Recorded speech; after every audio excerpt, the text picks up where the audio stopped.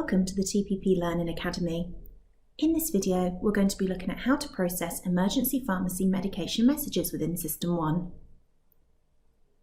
When a patient goes into a community pharmacy in need of an emergency supply of medicine, the pharmacy are able to supply the medication to the patient if the GP is unavailable.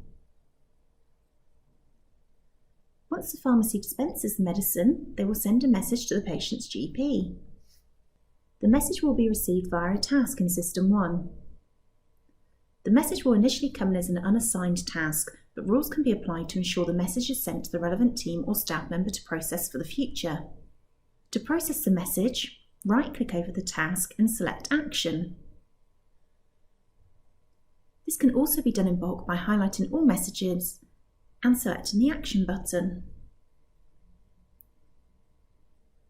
Once the task has been actioned, it will show as a completed task. The information has now been sent to the Acquired Documents screen to be processed. To navigate here, select the Workflow menu, Document Management, and Acquired Documents. The document will show under the batch name of Pharmacy Emergency Medication Supplied. To process the document, ensure you are the owner of the batch. From here, you can now right-click over the first document you would like to process and select Process Patient Document. The document can then be processed as a normal scanned document, but with an extra field of medications dispensed to show what has been given at the pharmacy. Once the document has been processed, this information will show within the patient's record. The medication will show in the journal and also in the medication node.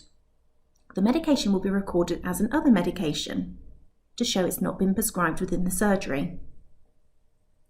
A new code will also be added into the record of urgent supply of prescription items by Community Pharmacy. Thank you for watching this video. I hope you found it useful. Please subscribe to our channel for more videos. For hints and tips, follow us on Twitter at TPP Training Tips.